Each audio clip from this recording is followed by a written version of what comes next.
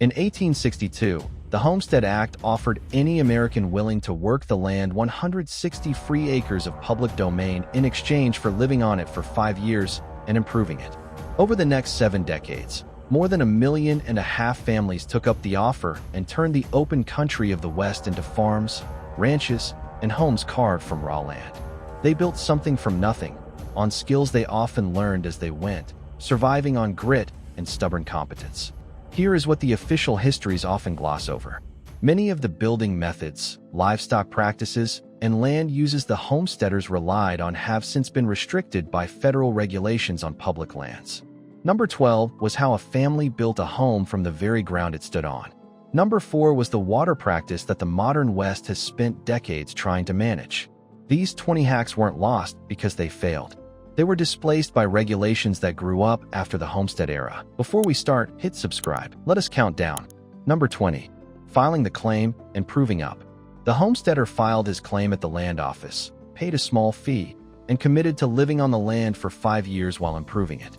Your great-great-grandparents knew the requirements down to the last detail, the dimensions of the cabin, the acres broken to plow, the years of residence required to prove up and earn final title. Number 19. Choosing the right land. The smart homesteader chose his quarter section carefully, looking for water, decent soil, and shelter. The wrong choice meant years of brutal work for nothing. Your great-great-grandfather walked the country, talked to those who knew it, and made the choice that would shape the family's future. Number 18. The first crude shelter. The first shelter was often a dugout cut into a hillside or a soddy built from blocks of the prairie itself, hard to build but cheap and warm. The family lived in this for the first year while better building waited, and the skill of throwing up shelter fast on raw land was essential.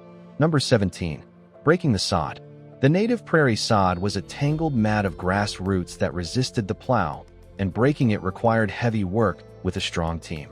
Your great-great-grandfather often hired the sod broken in the first year, then planted into the rough ground, and let the prairie give up its richness over time. Number 16. Living without close neighbors. The homesteads were spread far apart, and many families went weeks without seeing another soul.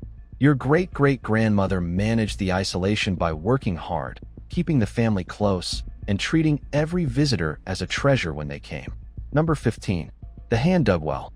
With no drilling rig within hundreds of miles, your great-great-grandfather dug his own well, lining the shaft with stone or brick and reaching the water table by hand. The skill of finding water and digging down to it safely was learned from those who had done it before. Number 14. The windmill and stock tank. Once the wind pump came west, the homesteader raised a wooden windmill over his well that pumped water for the house, the garden, and the stock tank without any fuel at all. The skill of building, raising, and maintaining the windmill was widespread, and the wind that blew constantly across the open country did the work for free. Number 13. Running stock on open range. Beyond the fenced claim, the homesteader often ran cattle or sheep on the open range, using public grass to fatten his herd. The skill of managing stock on open country, of branding, gathering, and trailing them, was learned alongside the farming. Number 12. Building a home from the earth itself. The soddy was the classic homesteader home. 3-foot-thick walls of cut prairie sod that held heat in winter, stayed cool in summer, and cost almost nothing but labor.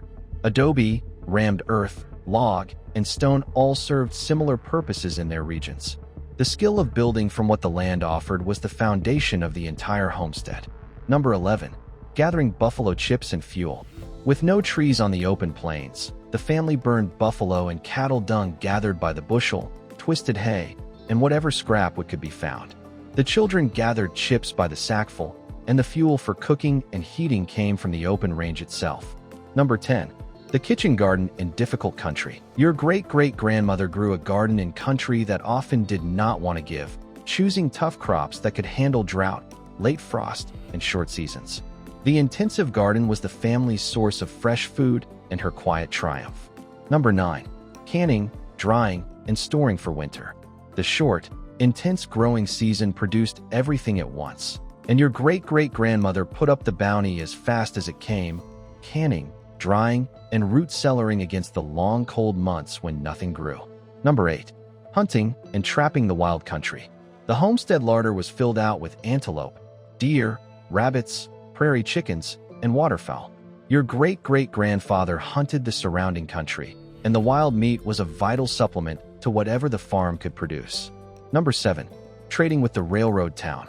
The nearest railroad town was the homesteader's connection to the wider world, and the family hauled crops and stock to market and bought what they could not make.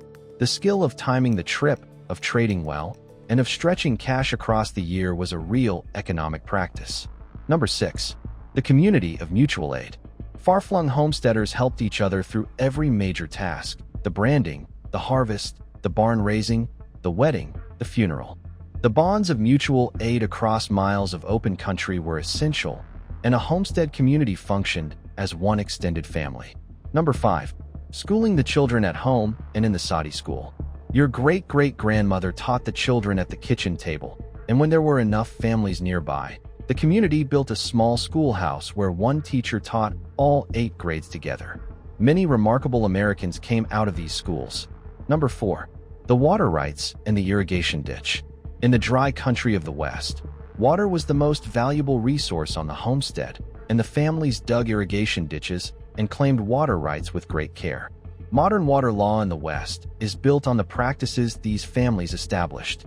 Number 3. The long endurance of proving up. 5 years of hard work was required before the homestead became truly the family's own, and many gave up before they made it. Your great-great-grandparents who proved up did so through stubborn endurance across years that broke many of their neighbors. Number 2. The grit to keep going when it failed.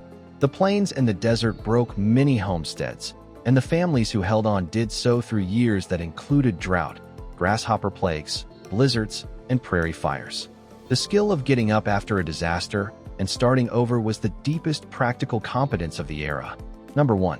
The dream of land of your own. Above all, the homesteader was driven by the deep American dream of land of one's own, of a place to raise a family and build something lasting. That dream powered the years of effort, and the families who realized it left a legacy of farms, ranches, and rural communities that shaped the country to this day. The forgetting came as the lands were settled, the open range fenced, the agencies grew up to manage what remained, and the regulations multiplied. Many of the practices the homesteaders depended on were restricted or replaced, and the working knowledge of building a life on raw land faded within a few generations.